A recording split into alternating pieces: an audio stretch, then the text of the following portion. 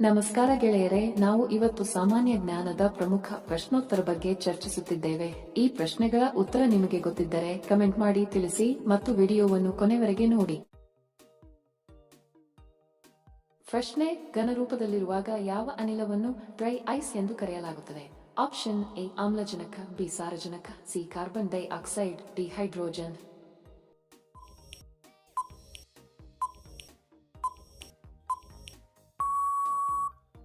ಸರಿ ಉತ್ತರ option C carbon ಡೈ ಆಕ್ಸೈಡ್. ಪ್ರಶ್ನೆ: ಒತ್ತಡವನ್ನು ಕಾಪಾಡಿಕೊಳ್ಳಲು ಕಾರ್ ಟೈರ್ಗಳಲ್ಲಿ ಯಾವ ಅನಿಲವನ್ನು ಬಳಸಲಾಗುತ್ತದೆ? Option A hydrogen, B nitrogen, C carbon, D oxygen.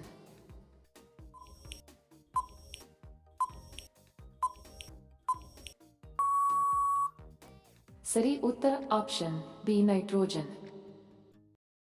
Video ಕೊನೆವರೆಗೂ ನೋಡಿದ್ದಕ್ಕೆ ತಮ್ಮೆಲ್ಲರಿಗೂ ಧನ್ಯವಾದಗಳು. ಮತ್ತೆ ಭೇಟಿ ಆಗೋಣ ಇಂಟ್ರೆಸ್ಟಿಂಗ್ ವಿಡಿಯೋದೊಂದಿಗೆ. ಅಲ್ಲಿಯವರೆಗೆ ನಮಸ್ಕಾರಗಳು. ಜೈ ಹಿಂದ್.